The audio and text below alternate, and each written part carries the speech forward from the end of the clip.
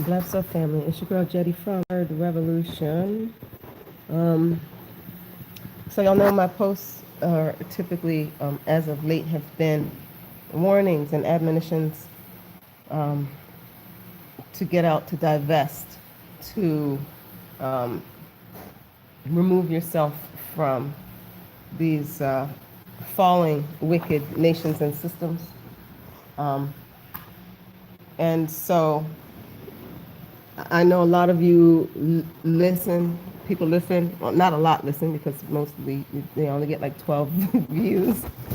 But who knows, maybe people will listen later. Either way, for those 12 of you, 8 of you, whoever who will hear this, um, perhaps you're wondering, what does that look like, right? Like, how do I get out, right? What do I do? Where do I go?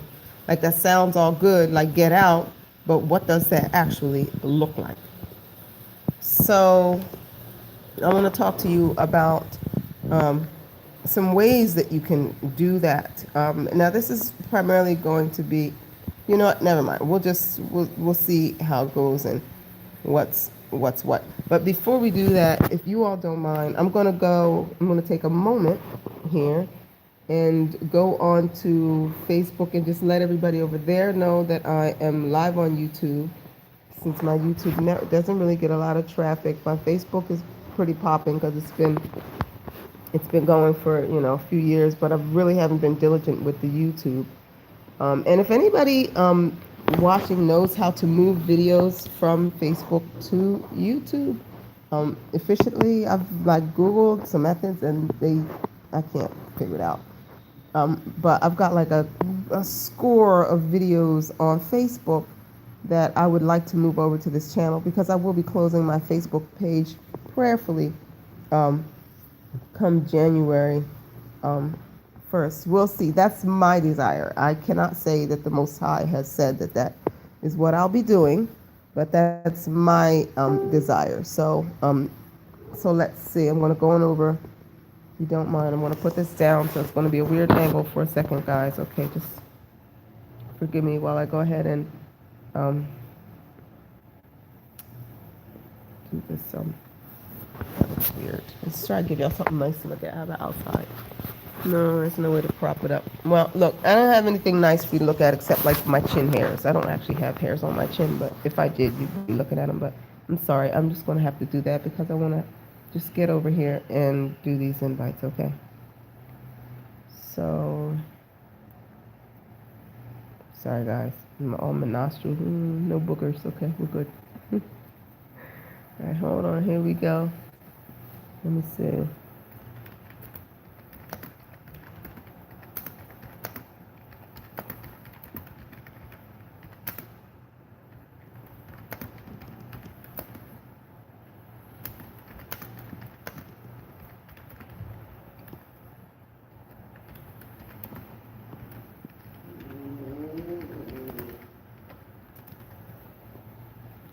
All right. Forgive me, guys. Um,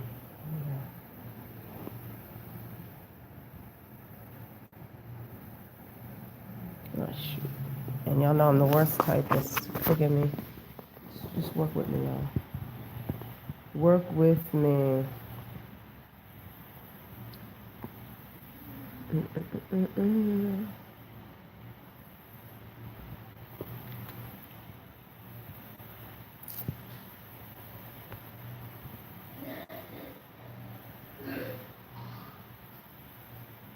Okay.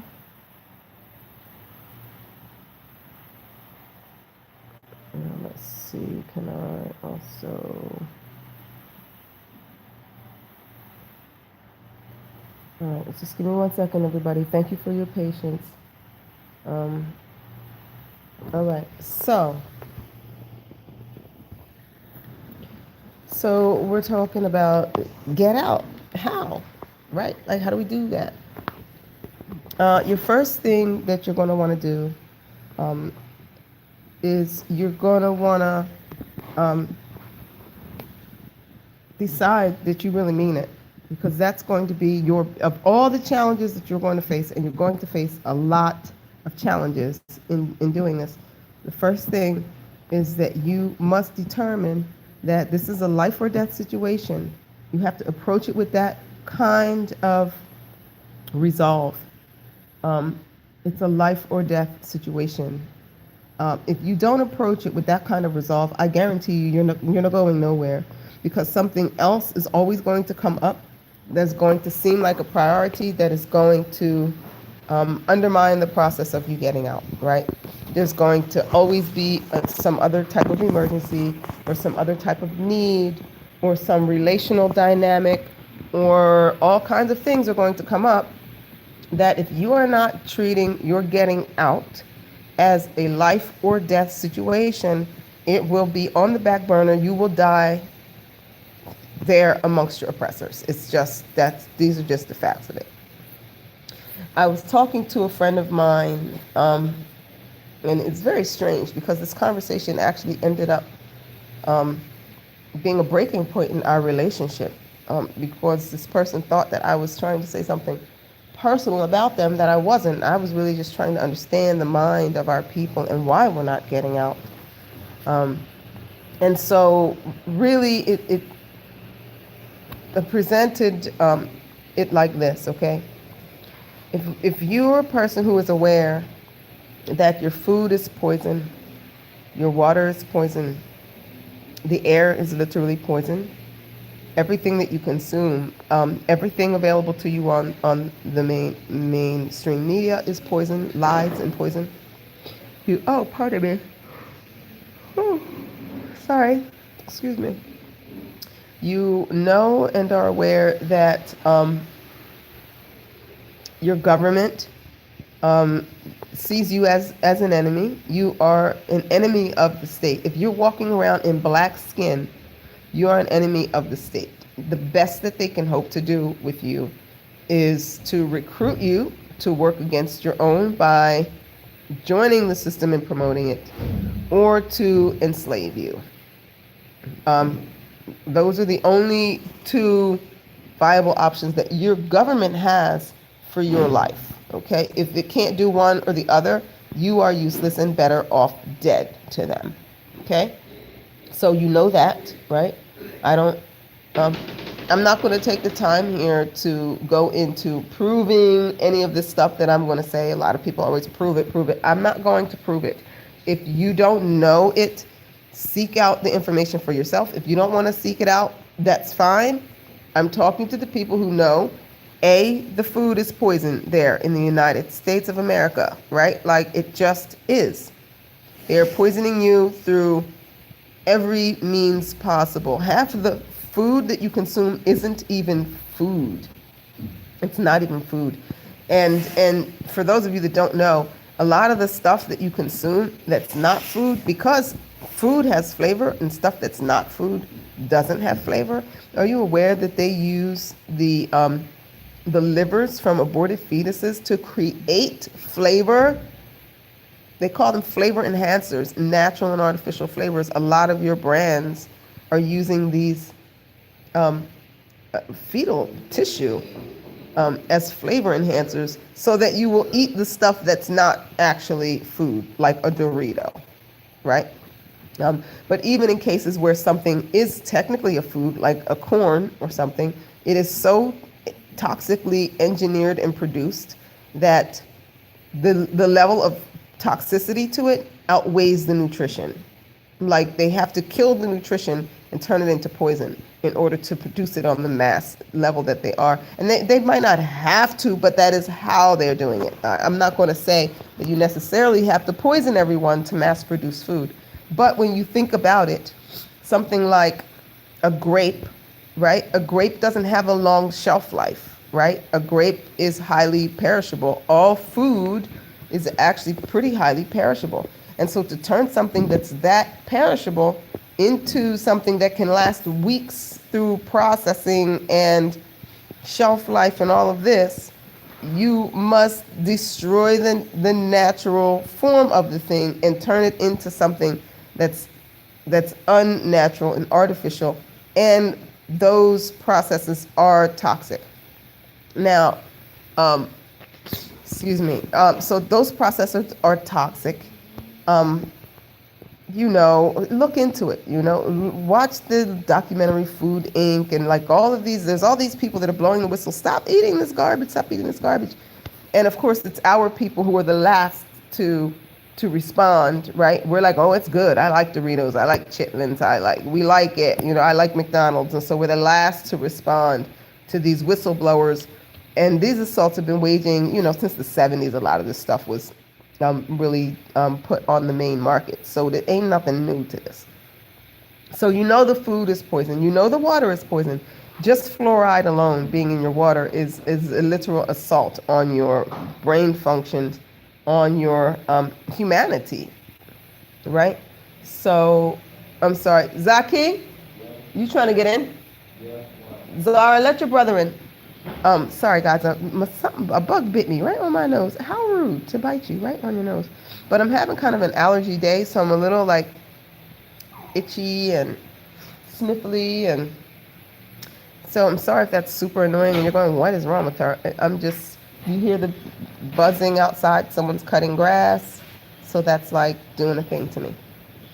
So the water, if you just look at the fluoride alone that is in all of your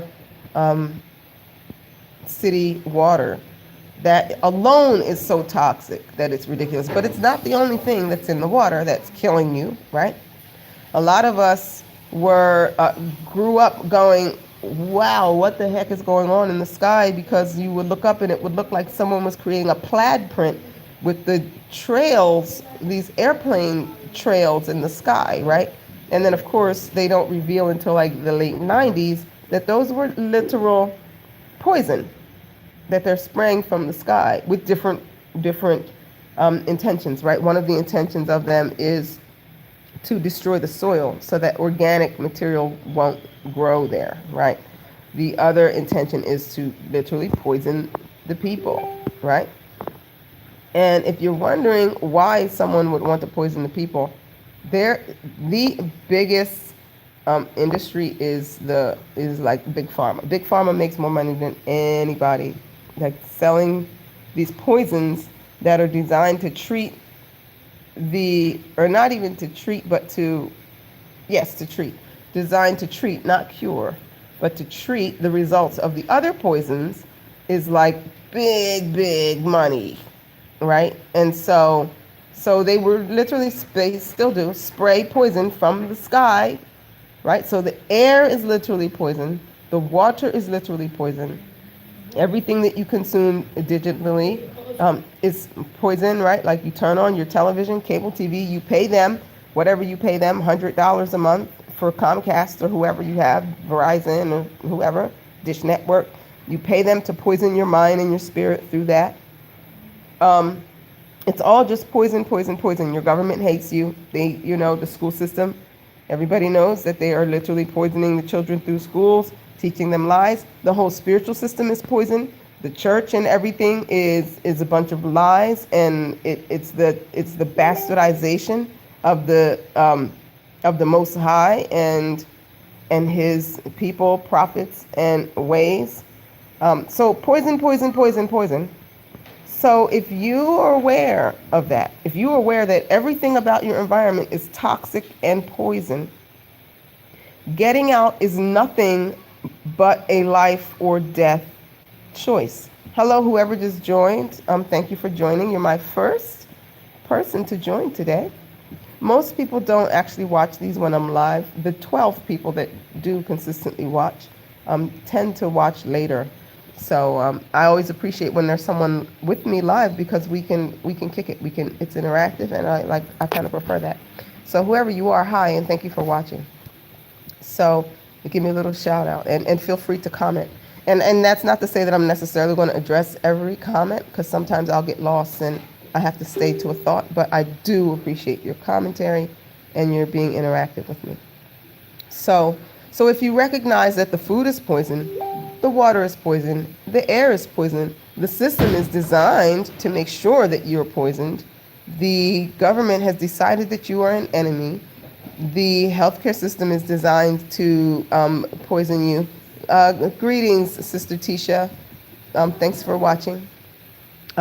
So if the government's poison, the water's poison, the food's poison. I'm sorry. I think my son needs me. What do you need? Oh no. Okay. Um, all this stuff is poison, right? Education is poison. Everything's poison, poison, poison. Oh, very good. Very good. Cool. I'm not super popular, Tisha. I'm kind of a stick in the mud. A lot of. So if you don't stick around, shh. I'm live. I'm live, people. My family, Tisha, my family is just, who raised these people? Go on from here. So if everything is poison, getting back to it, if everything is poison, how can it not be life or death to get out? How can it not be life or death to get out, right? So when we think about getting out, we have to understand that this is this is survival. This isn't like, well, maybe I'll get out and retire in the West Indies. No, this is survival, right? You are fighting for survival. So you have to approach your getting out just like that. Like, if I don't get out, I will be killed. These people are trying to kill me. What do you do when someone is trying to kill you? Well, if you are not in a position to combat them and kill them instead, which we are not in a position to take down all of those assaults against us, right? We're just not in that position. Then what is the other thing? Well, there's fight is the one response, and then flight, right? Now people say, I'm not going to run, I'm not a coward. No, it's not a coward to save your life, right? It's not a coward to save your life, because what you can do is sometimes you retreat so that you can plan an effective assault that this battle you may not be able to win, but if you retreat while you still have enough troops, you can regroup, re-strategize, replan, and perhaps you can come back and win the war. But if you see every retreat as cowardice, then you are doomed to just die in any war, because you don't have wisdom. You don't understand that courage and wisdom are connected. And so the flight aspect should be kicking in with our people right now, as we realize, a lot of people say, well, our ancestors died for us to have certain rights. Well, yes, consider what has happened since the civil rights movement, and consider the progress that we've made. None, right? None. They tricked us. And so at that point, hello, whoever just joined, thank you for joining. Please feel free to comment and things. I will give the disclaimer that I may not address every comment, but I do welcome your comments and will try to be interactive with you, because I really appreciate not talking to myself. So when you look at the fight of our ancestors, there hasn't really been a lot of progress made. What happened was we forced people that hated us to pretend not to hate us. And so what they did was they designed more subtle means of killing us and assaulting us and undermining us. They did not stop their attack against us. Wow, y'all are still there? I don't know what's going on with YouTube. I don't know what just happened there. But all they did was develop subtle and effective means of assaulting us, of trying to kill us. And so when people say, I'm not leaving, my ancestors fought and died for my right to whatever. Listen, my ancestors fought and died for my right to conduct myself in wisdom and to do what is most advantageous for the coming generations. They did not die so that I might be tied eternally in some battle for resources that are depleted, right? When you think of fighting for the Americas, Turtle Island, whatever you want to call it, the land itself, first of all, we're the global indigenous. That's not up for debate. Everybody at one point on the globe was black. Everybody came from black folks, okay, through different means. I am one who ascribes to the very, I would say, obvious, I guess, history of white people being a genetically modified race same as they're doing now, genetically modifying and mixing stuff. And ooh, look, we mixed a monkey and a cat, and we got a monkey, right? Like they're doing that. Well, we did that some thousands of years ago, guys, and the result was white people. Okay, so, but even still, they still came from us because we used. Neither here nor there. I'm not going to get into that whole lesson right now. What I mean to say though is the whole planet is ours. This is a black planet. Okay, we are the original people. So every little speck of dust and dirt on the planet was given to us. And all of these other peoples have come out of us in one form and means or another. And so for me, the argument to stay in particular in America, and fight for our right to be there because it's our ancestral lands and because of the fight that our ancestors have participated in for rights to be there, to me, it's silly. It's fighting for a right to remain in a burning house. The houses are on fire, and you are fighting for your spot on the couch. Like, okay, it's your house, it's your grandma's house, and so this person on the couch is like an intruder, but you're going to sit there and fight with the intruder over the couch, the spot, your grandma's chair, whatever, as the house is burning. My ancestors did not fight for my right to die in a burning house. Okay, I can't speak for what other people's ancestors fought for, but I am speaking to the people whose ancestors, like mine, fought so that I might live to fight and win. And that doesn't mean to continue to use the same battle strategy. It means to fight and win according to the battle that is before you, right? And so when we look at America and we know that everything is poison, poison, poison, poison, poison, and I don't want to spend a super lot of time, but I am going to say I do know that it is a system. I do know that it is not strictly contained within the borders of the United States of America. I do know that it is a global system, but we have to understand that things are concentrated in some areas, right?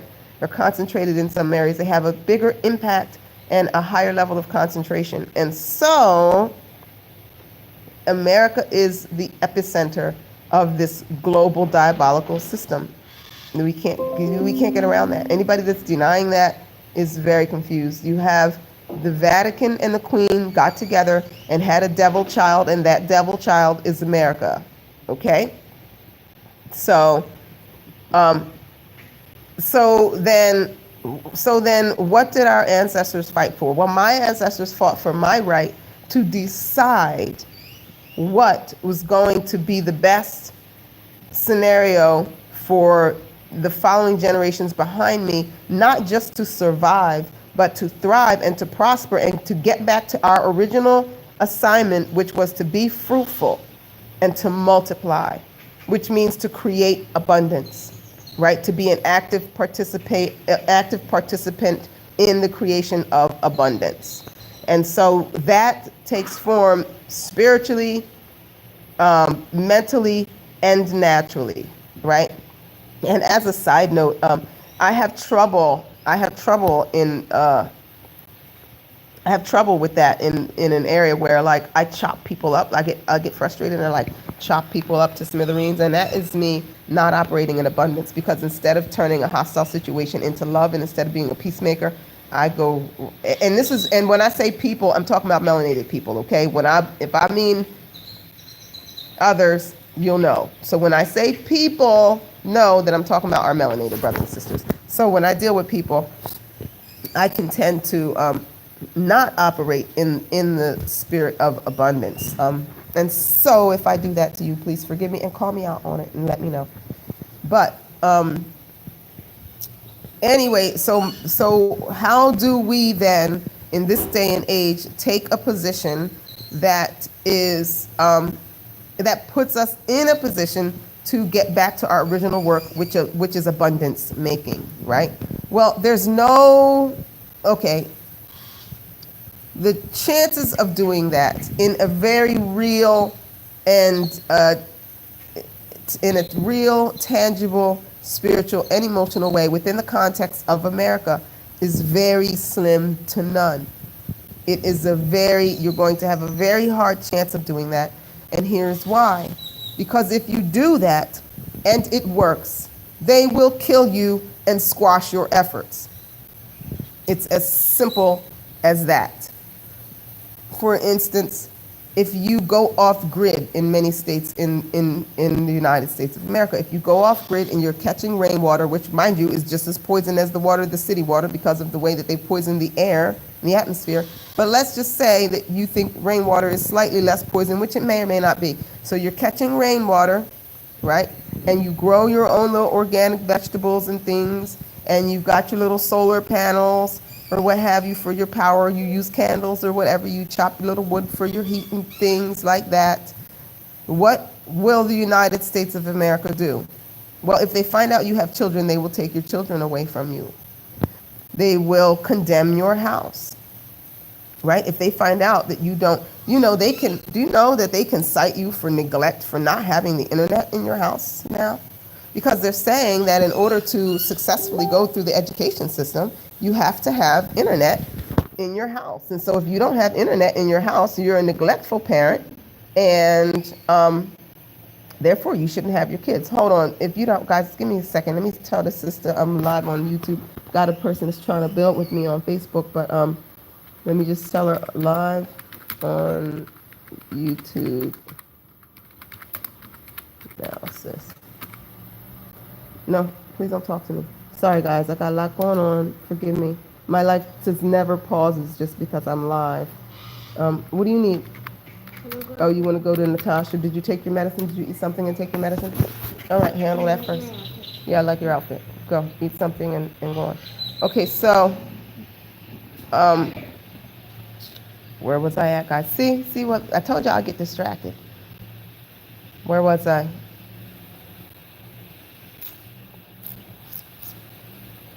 I have no idea what point I was making before I just went into medicine mode and my friend that I was building with. So all right, well, I'm just going to have to pick up on another thought and maybe it'll come back to me as I'm talking. So basically, what the question is how do we put ourselves into a position where we can, I was talking about them taking your kids if you don't have internet, right? They'll take your kids if you don't have the internet. They'll take your kids, they'll condemn your house if you don't comply to whatever they say the new standard is, right? They can condemn your house, which, guys, think how cruel that is, right? You have a house and maybe your house has cracks between the doors and the windows, right? And they'll say, you can't live in this house. They'll board it out and put you on the streets. This house is unsafe. So they'll board up the house and put you on the streets. What kind of sense does that make? It doesn't, right? It's not supposed to make sense. It's supposed to make you suffer and die slow. So when I say the getting out, first you must get out mentally and spiritually, or else you're not going to be able to get out physically, right? Oh, I live in Belize, and it is a very good option for getting out. And we're building here. There's a lot of people. I'm not please don't do that over top of me. I'm not the only person here in Belize who is building and creating an avenue for people to get out. Do that twice. But I am definitely grinding hard. So if you're considering getting out, absolutely connect with me, and I can help facilitate that. But Belize is not your only option. There are lots of options in African nations. I work with an international firm, if you will. We are in 10 countries in Africa. We just snagged another country. We're in 10 countries in Africa, and unofficially in 4 countries in the Caribbean. So we're building. You've got lots of options. I'm in Belize, and yes, please come to Belize. We need you here. So, but you're going to have to get your mind out first, your spirit out second, and then your body. Why do I say do it in that order? Because if you take your body out before your mind and your spirit are out, You're going to go to places and you're going to be pissed off that they're not like America. You're going to be looking for an American experience somewhere else. And it's going to cause you to be very uncomfortable, miserable, and perhaps, and perhaps end up going back or just making the people that are trying to build really miserable and undermining efforts. So get your mind out first. A really good way to do that is just like pour over YouTubers who are whistleblowers in these different, industries, so you can really see how toxic everything really is. Like the food is just that. The food alone is like mind-boggling, right? And even if you wanted to like grow your own food, a lot of the seeds that are available are these GMO toxic seeds. So, thank you, baby. Go play. So, when you realize the levels, right, it becomes apparent that it's going to be nearly impossible to maintain a clear separation within the context of it. I will not say it is impossible. Listen, if the Most High have his hand on you, you'll be right in the fire and you won't smell like smoke, okay? So we know that. But I am called to say to the children, we must get out, we must fortify, and we must build safe havens for ourselves, because the wrathful hand of the Most High is coming, and he is going to allow those nations to destroy themselves. He's going to allow those demon populations to destroy themselves. That's how that's going to go. So if you're in the close proximity, right, or if your mind is aligned with them, or if your spirit is aligned with them, you will perish with them, unless there is a specific call in your life where the Most High has specifically said to you, no, trust me, I got you. Stay in the fire. We got some work to do here. And there are cases like that. I don't mean to suggest that there are. So get out mentally by really educating yourself on the assault against you. You have to understand that just because President Obama was gorgeous and his wife was gorgeous and they was sharp and their daughters were beautiful and oh my God, they were fabulous, you cannot not know that they were your enemy. You cannot not know that they were the enemy of your black soul. Okay? It is what it is. I can't speak to Michelle, but I could definitely speak to Mr. Obama. Anybody that promotes Planned Parenthood is an enemy to the black soul. He doesn't not know the history and the reality of what Planned Parenthood is. Planned Parenthood is a genocidal machine. They were designed to exterminate our race, and then they turn around and they use and sell those fetuses for every wicked purpose. When he ran from state to state promoting Planned Parenthood, he did not know that, right? And so we can't be so enamored with his charm and his fancy way that he dressed and all of this that we don't know that this is not a person that is our friend and ally, right? So educate yourself.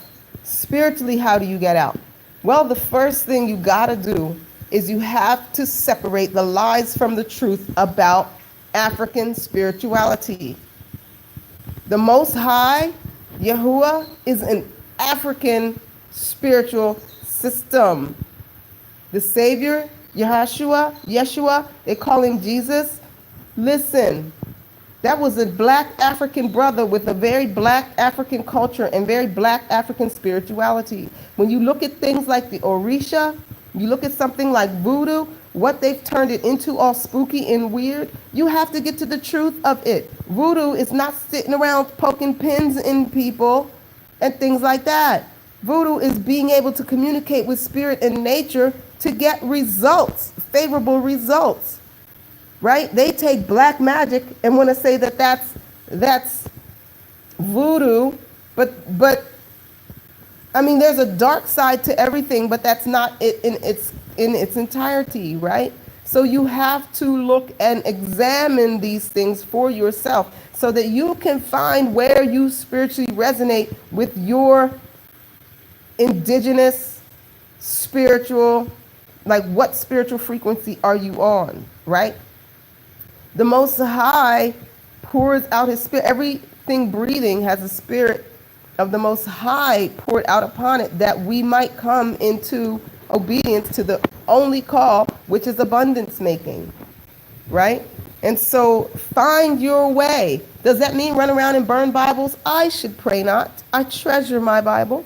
I know that it is a hack job on the Most High's word to me through all of his prophets. I know it's a hack job. But, you know, take the meat and spit out the bone. But maybe, maybe that's not how the Most High is going to communicate to you. Maybe the Most High is going to communicate to you through nature, right? Maybe you're going to be a naturalist and you're going to understand and connect with spiritual, with divinity and with the universe through nature, right? There are African roots in all of these things that they have made filthy and profane. They all started out holy and divine. So we have to go back to the source, Sankofa. Go back and get it, right? That's how you get your mind out spiritually. I hate to break it to people, but when you, your response to finding out that the Bible is a hack job, if your response to that is to reject the God of the Bible and to become like this Bible bashing, quote unquote, Jesus hating, you are replacing one lie with another, right? To say that God doesn't exist and Yeshua never existed and Moses and them were made up, like you replacing one lie with another, you haven't gotten out, right? You fall for the trick. The trick is that it's either white people or it didn't happen. Like that's one lie versus another, right? Why would they be so keen on exposing their own lie right now so that you would not come into the truth that it was about you, right? So they say, oh, we made it up. First, when everybody believed it, it was all about them. But then people are going, there's no way these people were Europeans. Like these people can't survive 40 years in the backside of a desert. They had to be black. If they wasn't black when they started, they was damn sure black 40 years later, right? Like, and then people are going, hey, this had to be about black people. And they're like, no, we made it up. It wasn't about anybody, right? I'm not a person that pushes religion. I push wisdom. I push truth, right? So get your spirit out. And then once you do that, it is going to become painfully obvious that you're pretty alone in a lot of circles. And that when you're probably going to spend a lot of time trying to convince others to come with you, trying to expose others to the truth, trying to expose people to these things that you learn. And most people are not going to want it. They're going to mock you. They're going to abuse you. They're going to alienate you. They're going to do all of these things. And at some point, unless you are divined and assigned for that to be in the fire, unless the Most High has promised you, stay in this fire, I need you here, you will not get burned, unless that is the call on your life, which it may be. Most of us in this time who come to truth, come to the realization that we need to get the hell up out of Dodge. And so that means develop a get out strategy and a get out plan. And that is really, after all of that was a 40-minute introduction, but after all of that, that's what I actually want to talk about. So it's December. Yay, happy December. All right. A lot of people are going to get taxes in a few months. A lot of us are going to get a few grand back, How can you invest that into your get out plan? Instead of getting a new car, or instead of getting a new wardrobe, or instead of whatever, right? Why don't you consider using that and find some, first of all, passports. Everybody should have passports. Get them now before they shut it down, okay? Get them now before they shut it down. And this new census coming out, the way that they're wording this census, you best be careful, honey, because it is a minefield of ways to forbid you access to stuff that you think you have a right to, which I don't know why black people think they have a right to all kinds of stuff in America. I haven't seen it yet, but for some reason we still swear and insist we have rights to this and we have rights to that. Like, says who? Not the Constitution. Like, no, not the Supreme Court. The Supreme Court literally said, just you don't have a right. neither here nor there. I'm not going to have that talk right now. Get a passport while you still can, okay?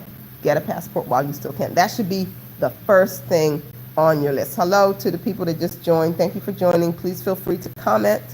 I may or may not get to your comment during the live. If I don't get to it during the broadcast, I will certainly afterwards, but chances are I will, directly speak with you. So, and I like that, so that I don't feel like I'm just talking to myself. So anyway, get a passport, people. You should have a passport. Your children should have a passport. Your grandchildren should have a passport. Listen, get a freaking passport, right? First things first. You get your little taxes back. You got your little money. You got a little extra change. Passports, passports, passports, passports. Okay? That's the first thing that needs to be a part of your get out strategy and plan. Are there ways to get out without a passport? Yes, there are. But they are astronomically more difficult to navigate and astronomically more hazardous. But again, not impossible. Okay? And if anybody's wondering about that, hit me up on the private. I'll school you. But that's not for now. So anyway, passports. Now you've got yourself a little $5,000. Let's say you got $5,000. Let's take it down. Let's say you got $1,500. How can this $1,500 seed your get out plan? Well, I'm here in Belize, and I work with a group of people who, like I said, we're an international organization.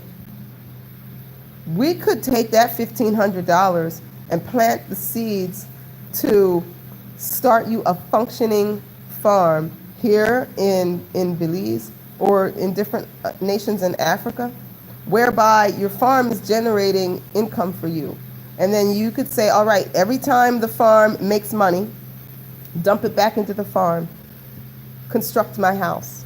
Give yourself a 3 or 4 year plan. Within 3 to 4 years, you're turning that money over and it's getting dumped right back in, right back in, right back in, so that within 3-4 years, you have a house constructed. You can get on a plane and go there, right? And now you're completely set up with a fully functioning agribusiness and a brand new home, right? And to different levels. It could be very like elaborate and luxurious, or really super modest. Like some people want to live in like a dome house, and some people want to live in a log cabin, and some people want to live in a fabulous mansion. And we should all have whichever of those pleases us. And we make possible for whichever of those pleases you. Let's say you don't have that. Let's say you have literally $500 to your name, right? You could scrounge up your next paycheck. Let's say you don't make much. Your little paycheck is going to be $500, and you're like, I can't take it no more. How can I take my next paycheck and get the hell out? Okay? Buy a passport. Right now, one-way tickets to Belize are $150 for most U.S. cities, right? Traveling in, if you buy it now and you're traveling in January, it's $150. Your passport's going to be about $100. Your ticket's about $150, right? Worst case scenario, or most dire case scenario, or most urgent case scenario, whatever you want to call it, $500 can get you out of the country. You can get somewhere like here where I am. I literally have a plot of land where I have several hundred trees that is designated specifically for people who get the heck out and then are like, okay, what now? Right? You can work with us to get yourself a little piece of cabin or something up there. I literally will house you in my house. Right now I keep 2 apartments for this purpose, right? We will house you amongst us until we can get a cabin up for you. If you're like a diehard, you could go out there with a tent and like rough it, right? But get a cabin up out there, no cost, no charge, no rent, no this, no that. Going out there, grow you some food. If you just really just don't have no dough and you want out, going out there, plant you some potatoes. I'll feed you for a couple of months to like your potatoes and tomatoes and things grow, and your little peppers and your little onions and things grow. Most of those crops are like 120-day crops, right? So you got like a 3-month process by which you would have to just be like a little bit hungry. The most you're going to need during that time frame, you're going to need your money for stuff like immigration, to pay for your little visa fees, right? But if you don't plan on leaving, even that is like, well, if you don't pay it, oh well, you just kind of get absorbed into the population. You're an illegal immigrant, but oh well, deal with it. Or you could apply for refugee status and be like, look, I can't go home. I had to come how I could come. Like, it's not impossible. Let's say you don't even have $500. Let's say you got a couple $100. You can take a bus trip to Belize. I mean, and mind you, you're going to drive right through Mexico. You could really just drive to Mexico. Mexico's popping in terms of the African American growing community in Mexico. Mexico is popping right now. Okay, I personally don't have any connections with people that have the same focus as I do in Mexico right now, but I know that Mexico has huge thriving communities of Black repatriates. But let's say you want to get here to me in Belize, right?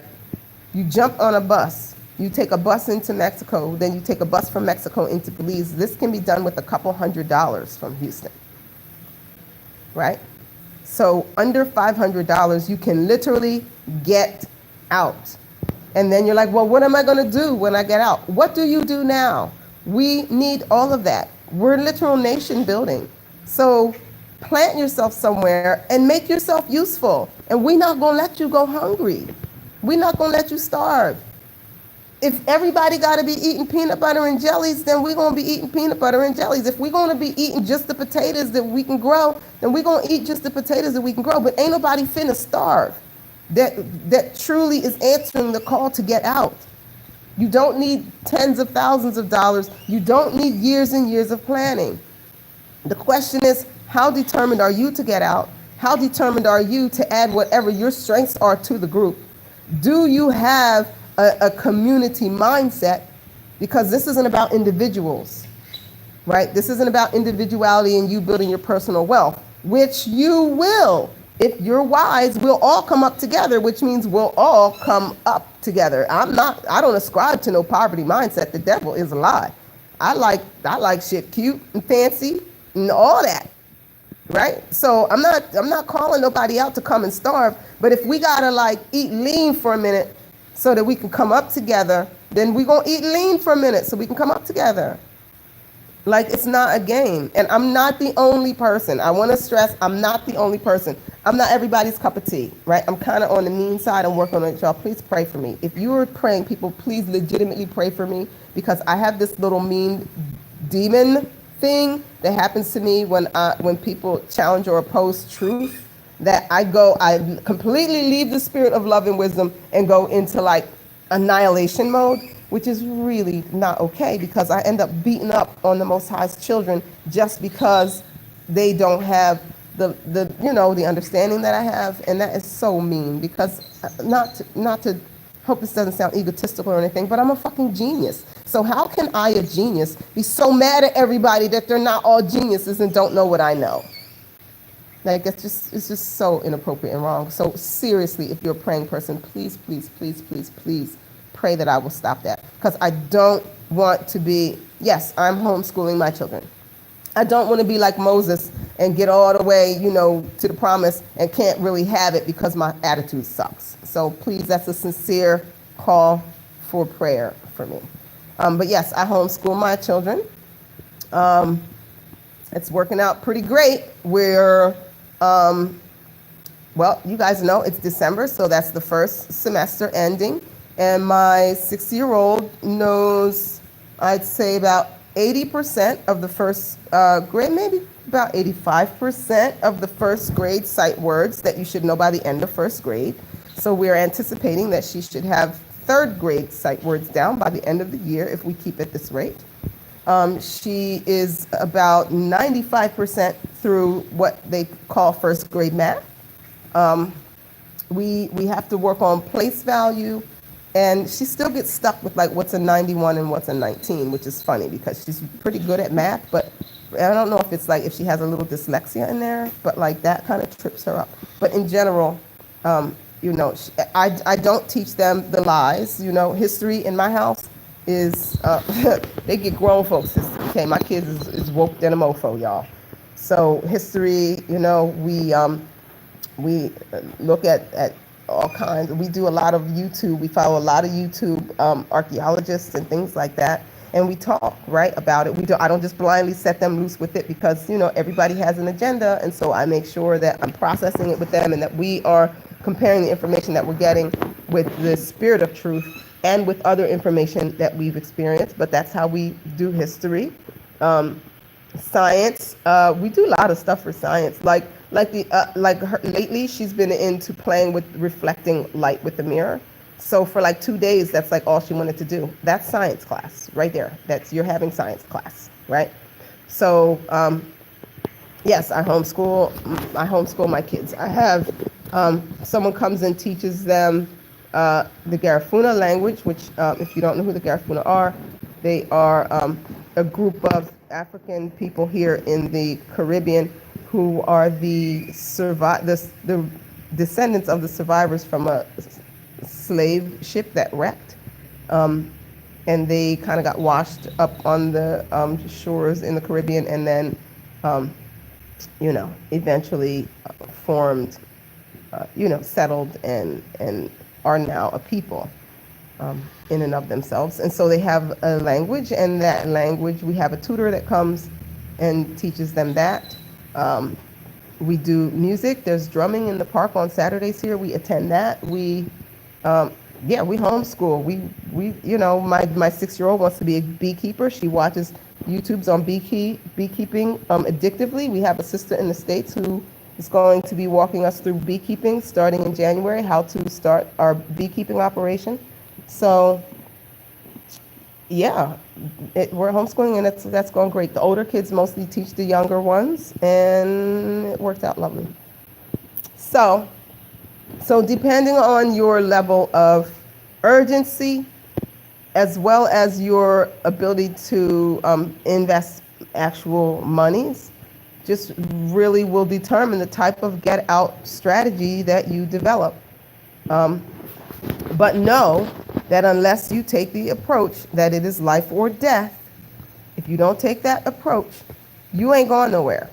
Because I'm telling you now, people are going to make it hard for you. And I want to say this. If you are a single parent, or if you are a parent who is not with the other parent of your child, that's going to probably be your biggest challenge.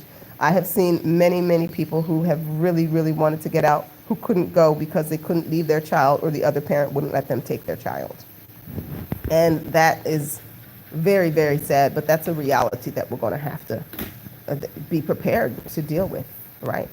And so the conversation that I mentioned in the beginning of this, where my friend and I kind of fell out, the conversation was because I said, well, if you know that you're surrounded by death, and that you have 0% chance of survival where you are, and you have a 50% chance of survival if you leave the child, like let's say you have a small child who can't fend for themselves, and your only chance of you and that child surviving and thriving is if you leave the child alone, defenseless, and go out and hunt, with knowing that while you're gone, some other thing may come and eat the child, and knowing that you may not be successful in the hunt. You might die out there on the hunt, which would leave baby defenseless, which means someone's going to eventually eat the baby. Or you may successfully hunt and bring something healthy back that you and baby could survive, right? And so I was talking to him about that. That's the reality that a lot of us are facing that have children and we're not with the other parent, right? Like, do you leave your kids to come and get out and create a viable alternative to them so that you can't be in their life? You're not there for the after school stuff and to see them in their piano recital or in their big game or what have you. Is it worth it to leave and to build a paradigm whereby if they survive till 18, when that other, actually 16, at 16, for those of you that don't know, you can get a passport without your parents' permission at 16. So just so you know, so both parents have to sign for a passport up until then. Mind you, both parents only have to sign for a passport if both parents are on the birth certificate. If both parents are not on the birth certificate, only the parent that's listed on the birth certificate has to sign for a passport. So if you're in one of those situations where you know you want you and your kids out and the other parent is like, no, no, no, no, no, unless you have like a court-ordered legal joint custody situation, they cannot stop you from taking your child out. Now, is that mean? Is that ignorant? Is that horrible to take the child away from the parent? That's the determination that you're going to have to make, right? If that's fair and all of that. But legally speaking, just so you know, those are the realities. If there's only one parent listed on the birth certificate, that is the only person that needs to sign for the passport. If both parents are listed, that child at 16 years old could get the passport without either parent signing.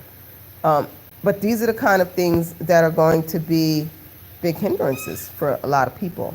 A lot of people I've talked to, and I've been down here for 2 years, and I've been on this get out for a long time before then. I've talked to so many people who really want out, quote unquote, really want out, but can't get out because they have loved ones that won't come with them or can't come with them that they can't bear to leave behind. And you know, that's a hard reality. I left my oldest daughter and my grandbabies behind. They live outside of Philadelphia, and it was hard. It was very hard to do, to not, you know.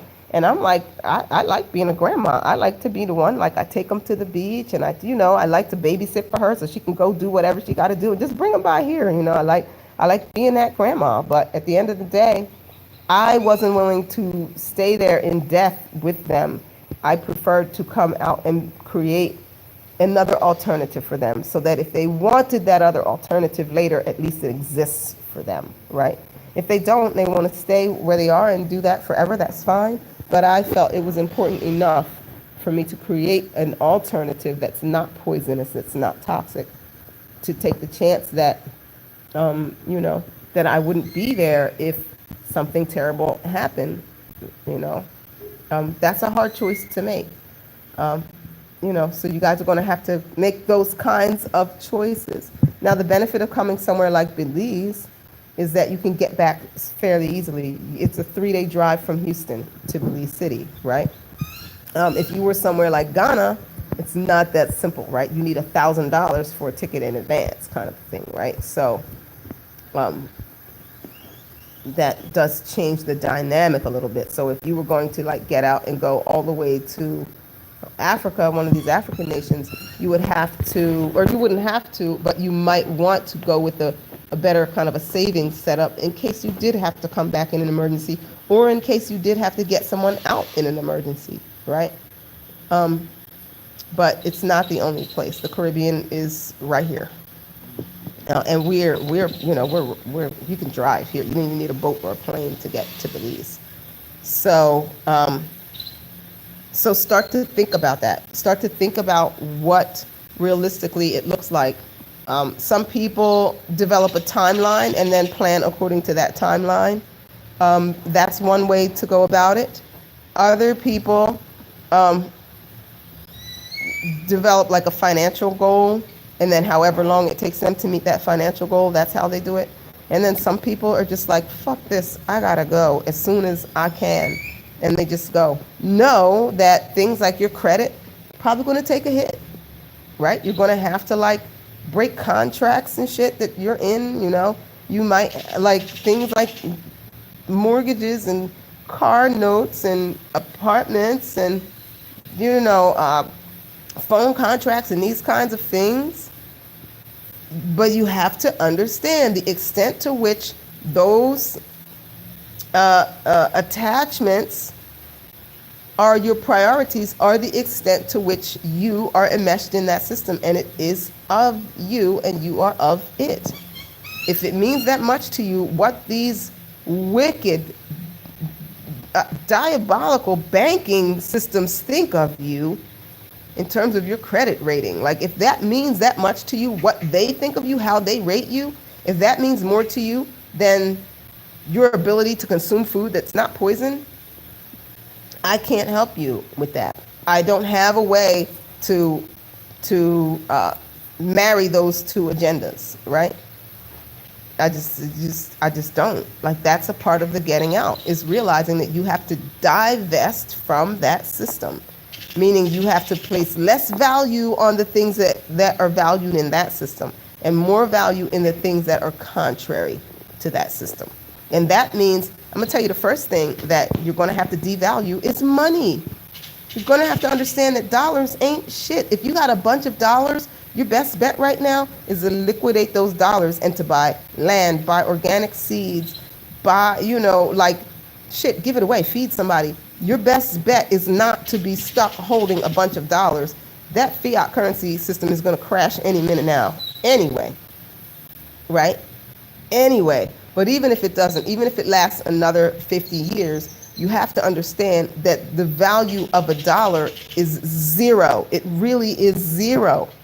It's only as valuable as the thing that you use to turn it into, as the resource that you use that dollar to attain. And so what does that mean? That means you've got to really consider how every single dollar is spent and ask yourself, am I creating abundance with this dollar, or am I creating death with this dollar? And I hate to be the stick in the mud, but if you're buying Nikes with every dollar, you're creating death, man. If you're upgrading your phone every time a new phone comes out, you're creating death. I'm sorry, but you are.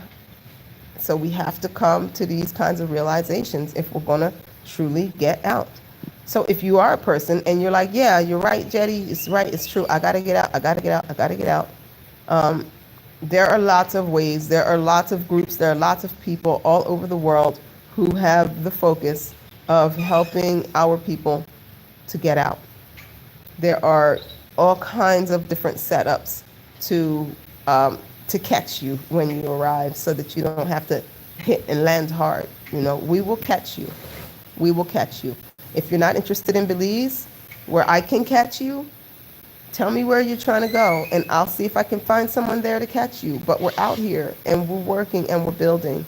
The Ledge Group, which is one of the groups that I work with, it's the one I'm championing right now because I just love the work that we're doing. And the system is just, it's a brilliant system, and it's working really good. It's not the only group that I work with. It's not the only project. The Ledge projects are not the only projects that I work with. But if I were stateside and trying to get out, I would be looking for something like the Ledge Group. And so you can follow what we're doing if you go to Facebook, bless you, and join the Grand Rising. Your membership will have to be approved on the Grand Rising. We do melanin people only. So if you're not a melanin person, or even if you're a melanin person and you're married to a non-melanin person, nope, not going to get in, right? This is melanin for melanin. So you can see the kinds of projects that we support in the way that we're building globally. So go to the Grand Rising and follow them and get in there and watch the videos, read the testimonies, find out who we are and what we're doing. If that's not for you, that's cool. There are other ways, and I am happy to help you develop your get out strategy.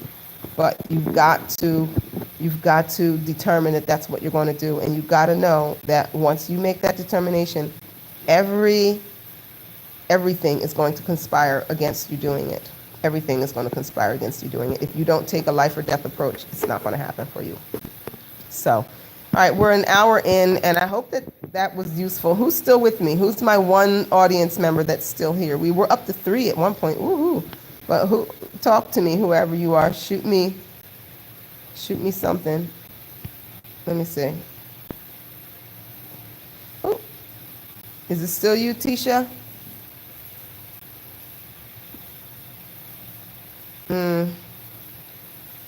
I'm not getting a response. It's you, Tisha. Good.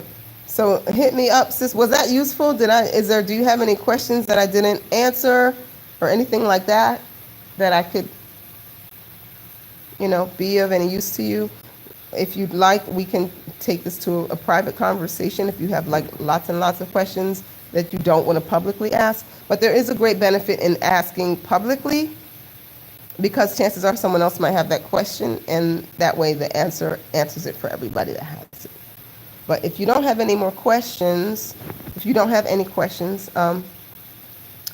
to call this done. I hope I did a good job. I don't know. But we definitely have to get out. We have to fortify, guys. We got to build. so that we can sustain ourselves in this perilous time, which is not going to get any better anytime soon. Things are going to get a lot worse everywhere before they get any better, except for those of us who are intentionally, you know, building abundance. All right. So I'm going to assume that means no questions, Miss Tisha. You can find me on Facebook, JEDITAB. Okay. Okay, beautiful, Tisha. You know what? I'll tell you what else. I have WhatsApp. You can feel free to call me on WhatsApp if you want to speak by voice, or you can look me up on Facebook and we can chat on Facebook, or whatever works for you. 267-414-9591 is my number for WhatsApp. I'll say it again, 267-414-9591. That's for WhatsApp. And on Facebook, it's JEDITAB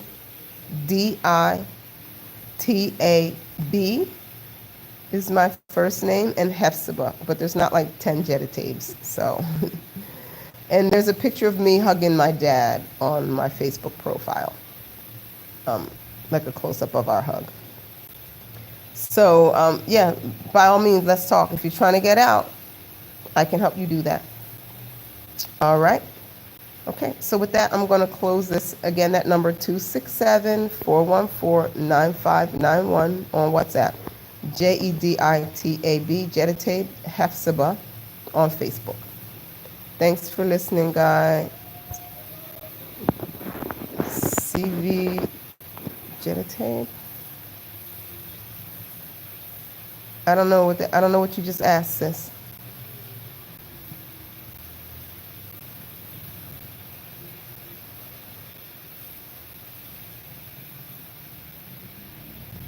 Yes. Yes. Jeditab Hephzibah. Yep.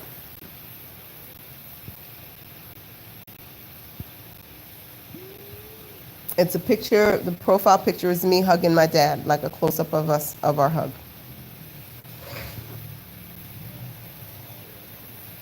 All right? So yeah, so find me and let's kick it, girl. Let's get you out. Let's get you out.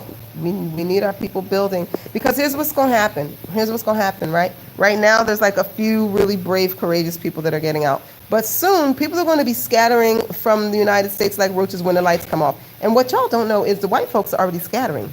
The white folks are getting the hell out of there in droves. They are running to places like Belize. And we need to get ourselves, get while the getting is good. Right? But what's going to happen is soon black folks are going to be like, holy shit, they wasn't lying. We got to get out of here. And what we are trying to do is create a paradigm where they have something to run to.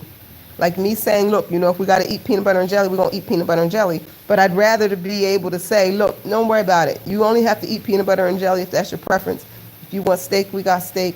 If you want, you know, whatever, we got whatever, just get here. We'd like to be in a position of extreme abundance where we can accommodate the large masses that will be coming, I believe.